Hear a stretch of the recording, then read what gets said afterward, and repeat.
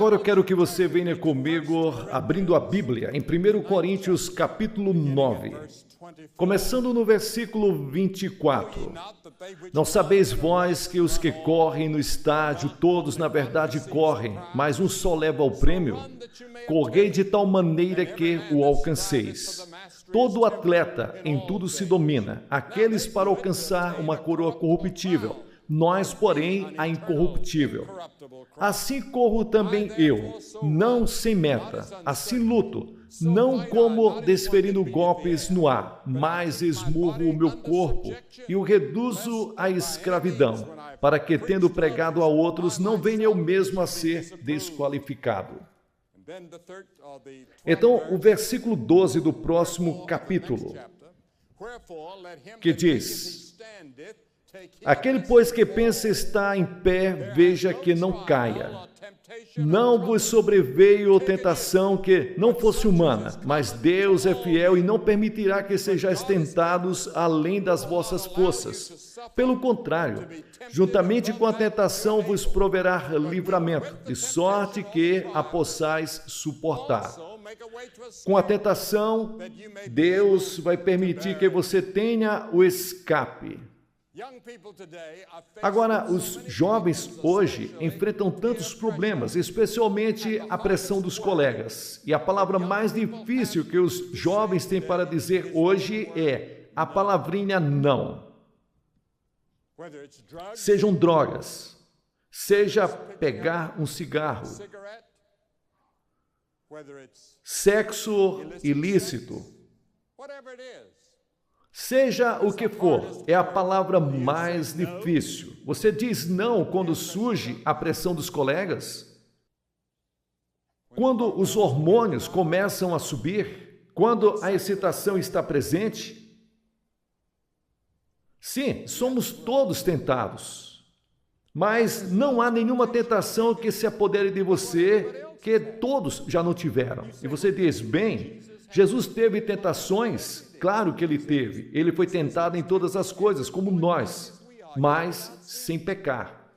Porque no momento em que você entra pela provação, Deus providencia um escape, uma saída. Ele fornece isso. Mas você tem que tomar a decisão de seguir o caminho de Cristo. E quando você tomar essa decisão, o Espírito Santo estará lá para ajudá-lo. E lhes dá força e coragem. E então outro homem, outra pessoa na Bíblia, um jovem chamado Daniel. Daniel capítulo 1, versículo 8 diz que Daniel propôs no seu coração não se contaminar com a porção, a comida do rei, ou o que o rei bebia. Daniel era um jovem com um propósito. A motivação para servir a Deus veio desde cedo, porque Nabucodonosor, o grande rei da Babilônia, veio a Jerusalém e capturou Jerusalém. Capturou o rei e capturou alguns jovens judeus e levou a todos para sua capital para treiná-los na língua da Babilônia e todos os caminhos da Babilônia para que pudessem ajudá-lo no governo de seu império. E um deles era Daniel. E ele queria homens jovens sem mácula, bem favorecidos, hábeis em toda sabedoria e astutos em conhecimento e compreensão da ciência, e queria que ele fosse treinado em todos os estudos científicos daquela época. E durante o período de treinamento, lhes trouxeram os melhores alimentos para Daniel comer. Mas Daniel queria um estilo de vida simples. Ele queria comer a comida comum. Ele não queria a comida rica da mesa do rei. E ele perguntou ao chefe do programa de treinamento, que era o seu professor, se ele poderia comer comida simples, e ele hesitou. Ele disse, eu poderia perder a cabeça por causa disso. E Daniel disse, teste pelo menos por 10 dias. E ele disse, vamos experimentar. E então, em 10 dias, eles o alimentaram apenas com feijão, água, alimentos que seriam frutas e verduras, comida simples. E quando os 10 dias terminaram, Daniel e seus amigos eram os mais fortes e mais bonitos do que todos os outros alimentados com a mesa do rei, a comida da mesa do rei. Quão diferente daqueles que não podem esperar até que Deus venha ao seu socorro, porque Daniel foi levado por 1.500 milhas. Quem saberia Quem se importaria se ele bebesse o vinho e ficasse bêbado? Ou comesse da comida do rei tranquilamente? Daniel estava longe de casa, mas ele vivia uma vida que escolheu para servir a Deus. Ele poderia ter ganhado popularidade se entregando. Esse, desde cedo, estava preparado.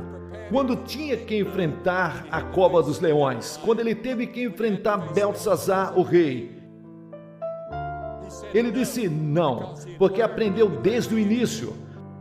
Nós nos contaminamos comendo demais. 11 vezes somos informados sobre o excesso de comida na Bíblia, ou beber álcool, consumir de drogas, muita televisão.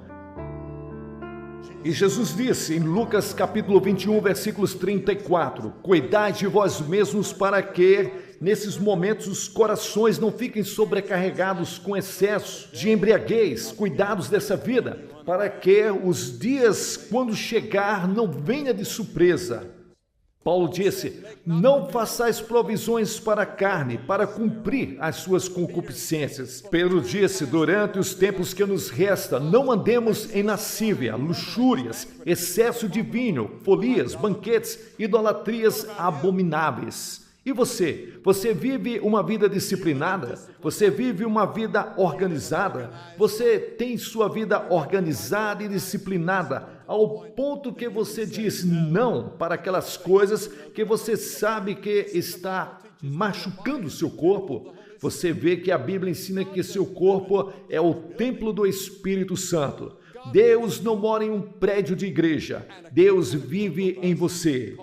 E um grupo de nós convocou a igreja como uma assembleia, compondo uma igreja, e usamos o prédio e suas instalações para nos reunirmos. E então, é um edifício sagrado, como era o templo nos dias de Jesus. Mas o verdadeiro templo de Deus é o seu corpo, e ainda assim você prejudica seu corpo pela maneira como o trata. E então, um outro homem na Bíblia, um jovem que disse não, que mudou a história, foi José. Ele era um garoto que seu pai muito amava, aparentemente. E as outras crianças ficaram com ciúmes e inveja dele. E então eles disseram, vamos matá-lo. E Rúben disse, seu irmão mais velho, não, vamos colocá-lo em uma cova e vamos deixá-lo morrer lá. E o pai não saberá a diferença. Mas então apareceram alguns ismaelitas e eles disseram, vamos vendê-lo e ganhar algum dinheiro, e então o sangue dele não estará em nossas mãos. Vamos deixar os ismaelitas levá-lo.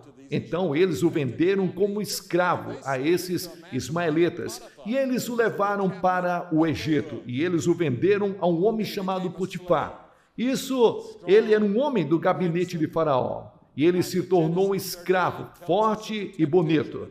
Em Gênesis capítulo 39 nos fala da tentação de José, e ele disse não, porque a esposa de Potifar era uma mulher bonita e uma mulher muito sexy.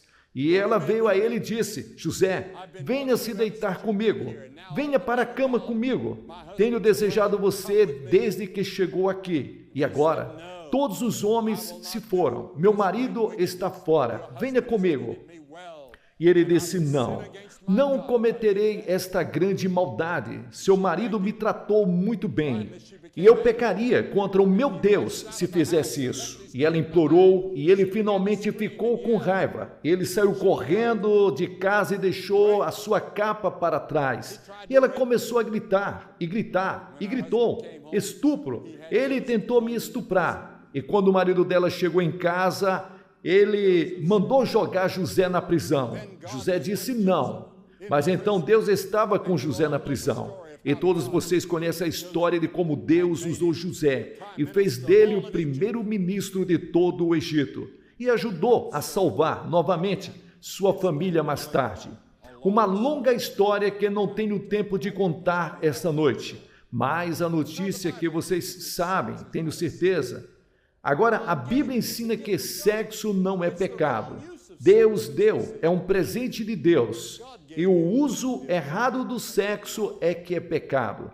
Deus lhes deu a capacidade de fazer amor, mas dentro dos laços do matrimônio, não fora. Adultério é errado. É quando duas pessoas casadas e cometem fornicação, ou quando pessoas solteiras cometem atos que desagradam a Deus. É pecado.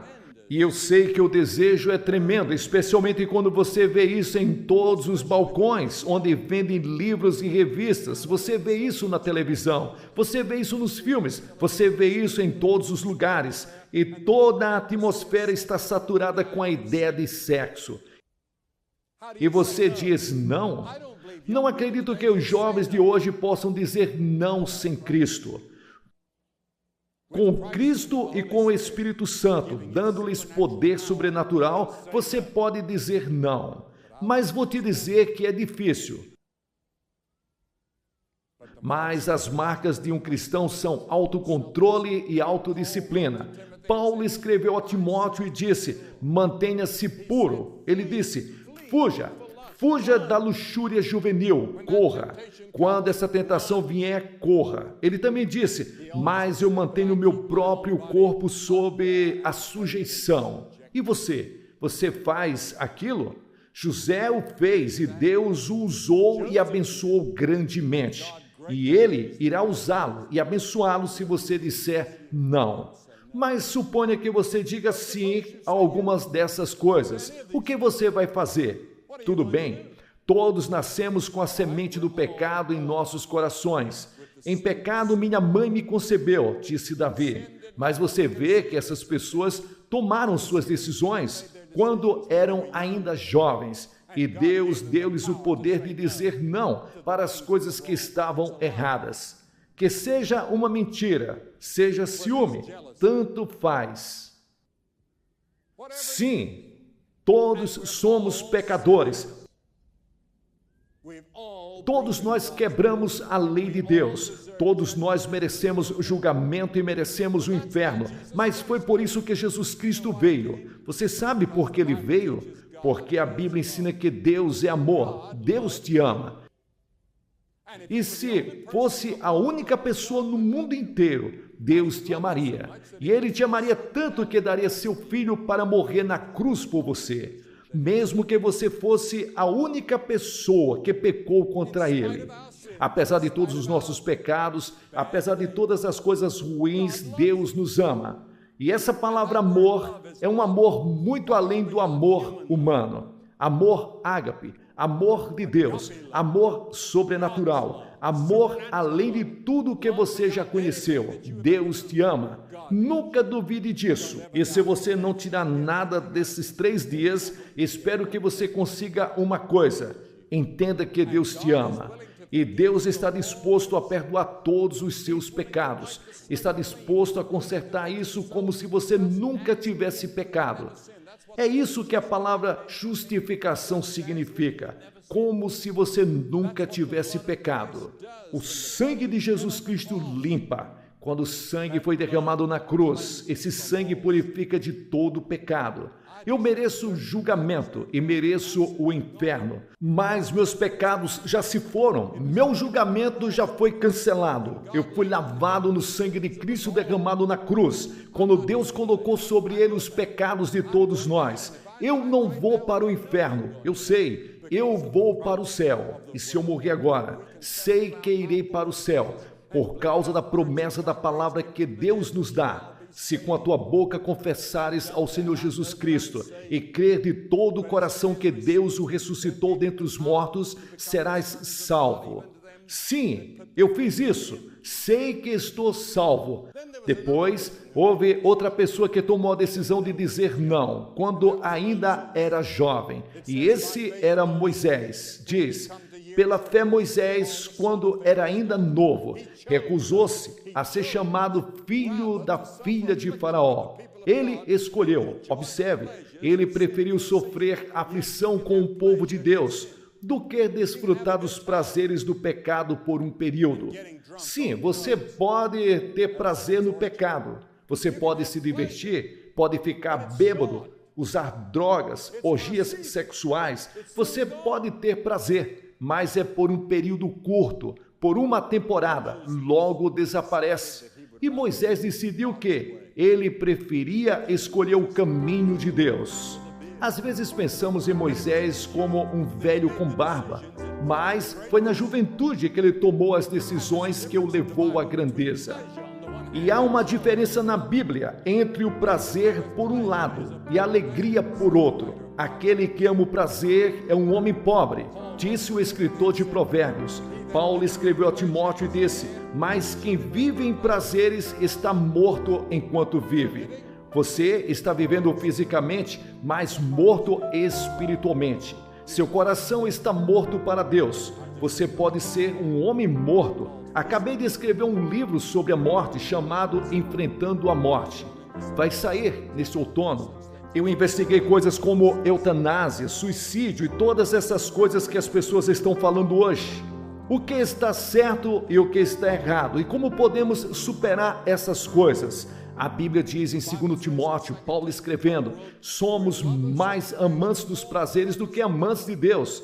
Prazer, as coisas que apelam para a nossa carne e a nossa luxúria. Alegria é outra coisa, é profundo e não importa o tempo, o clima, os problemas, as dificuldades. Há uma alegria, porque a alegria é produzida pelo Espírito Santo, sobrenaturalmente em você, para que o mundo inteiro possa cair em cima de você e você sentir aquela alegria o tempo todo. Temos cerca de 15 ou 20 nascentes em nossa casa e todas as nossas fontes pareciam secar, mas há uma fonte lá que não seca, e assim é a alegria. Não importa o que aconteça e como a seca possa vir, está sempre ali, produzindo frutos pelo Espírito de Deus. Mas o prazer é diferente, é temporário. Dura apenas uma curta temporada. E você, bem-aventurados sois vós, disse Jesus, quando os homens vos odiarem e se afastarem de sua companhia, e te injuriar e te rejeitar por amor do meu nome, disse Jesus. Alegrem-se naquele dia e saltem de alegria, pois é grande a tua recompensa nos céus. Porque da mesma maneira fizeram com o Filho do Homem. E eles fizeram a mesma coisa aos pais, aos profetas. Ele diz que quando você sofrer por Jesus Cristo, se alegre, pelo amor de Deus. Ainda que alguém zombe de você na escola, pule de alegria. Fique feliz com isso. Você está fazendo isso pelo amor de Jesus. Mas antes, alegre-se porque seus nomes estão escritos no céu. Seu nome está escrito no céu? Se for, alegre-se. Se não for, é melhor você chorar até encontrar Cristo. Estas coisas eu vos falei para que a minha alegria permaneça em você e que sua alegria seja completa. Você pode ter a alegria de Cristo. Você tem a alegria dele? Meus irmãos, considerem tudo como uma alegria quando você cair em diferentes tentações e provações. Moisés escolheu a alegria de seguir a Deus em vez de todos os prazeres do Egito, porque Moisés era herdeiro do trono do Egito. Mais grandes coisas Moisés fez no Egito. Um homem poderoso, porque ele desistiu de tudo para seguir a Deus no deserto e ir com aquelas pessoas desprezadas, com aqueles escravos do Egito. Depois há Jesus. A Bíblia diz: tentado em tudo, como nós, ainda sem pecado. O diabo o levou para o deserto e o tentou 3 vezes, e Jesus estava com fome. Ele não comia 40 dias e 40 noites. Ele estava cansado, estava com sede. Sim, mas você disse que ele era Deus? Ele era diferente? Oh, não. Ele se desfez de todos aqueles poderes sobrenaturais naquele momento. Ele conheceu o diabo assim como você faz, como homem. E o diabo disse: se você é o Filho de Deus, transforme essas pedras em pão, para que você se alimente, e alimente o mundo inteiro, e não haverá fome no mundo. Você pode resolver todos os problemas sociais no mundo agora, Jesus. Faça isso. E você sabia que Jesus nunca discutiu com ele? Ele nunca debateu com ele. Tudo o que ele fez foi citar as Escrituras. Ele disse: está escrito, o homem não viverá só de pão, mas de toda a palavra que procede da boca de Deus. E então veio pela segunda vez o tentador e disse: se és o Filho de Deus, lança-te daqui para baixo, porque está escrito: ele dará ordens aos seus anjos a respeito de ti, para que te tomem pela sua mão e te sustentem. Veja, o diabo disse: salte, faça um grande espetáculo para as pessoas e eles vão acreditar. Você não precisa ir para a cruz, você não precisa morrer na cruz. Você está planejando fazer isto para salvar o mundo, mas você pode fazer com que todos acreditem em você, quando eles virem os anjos pegando você no ar. Mas Jesus disse, está escrito novamente: não tentarás o Senhor teu Deus. E então, a terceira tentação foi: todas essas coisas eu te darei, se você se dobrar e me adorar. E ele disse: olhe para o mundo, todo o petróleo, todo o ouro, todo o poder do mundo é seu. E Jesus não discutiu com ele. Ele tinha todas as condições de oferecer aquilo, porque ele é chamado de o Deus desse mundo, o príncipe e o poder do ar, o príncipe desse mundo. O diabo, ele é um enganador. Ele tem uma autoridade tremenda, uma enorme riqueza, e ele pode te oferecer tudo o que existe, se você apenas adorá-lo por um pouco.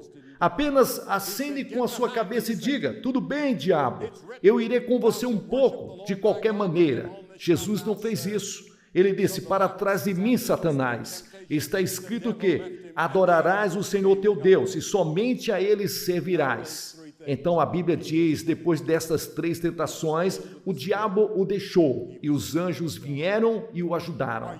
Observe essas três coisas. Jesus citou as Escrituras. Ele estava cheio do Espírito Santo. Ele estava na vontade de Deus. Você está disposto a dizer esta noite não às tentações do diabo? E sim ao chamado de Cristo que te diz: arrependa-se de seus pecados? Isso significa mudar seu modo de viver. Me siga. Ah, mas você diz: Billy, sou membro da igreja, fui batizado, fui confirmado. Sim, isso é uma coisa maravilhosa, mas seria maravilhoso e você reconfirmar essa sua confirmação. Seria maravilhoso você vir e dizer: eu quero me dedicar novamente ao Senhor Jesus. Ou para alguns de vocês, fazer como alguns fizeram ontem à noite. Dizer: eu estou te recebendo pela primeira vez, eu realmente quero vir a Cristo agora, quero que meus pecados sejam perdoados, não quero correr o risco de morrer sem Deus. Você conhece a Cristo? Você o recebeu? Você diz: Billy, o que eu tenho que fazer? 3 coisas. Primeiro, esteja disposto a mudar seus hábitos, mude sua mente. Isso é chamado de arrependimento na Bíblia. E o segundo é: pela fé você recebe Cristo. Você não trabalha para isso. Você não compra. É um presente grátis e você o recebe. E terceiro, você está disposto a segui-lo. Ler a Bíblia, orar, testemunhar, viver, deixar o amor brilhar em sua vida. Isso é o que significa seguir a Cristo. Isso é o que significa dizer não às coisas que o diabo gostaria que você fizesse.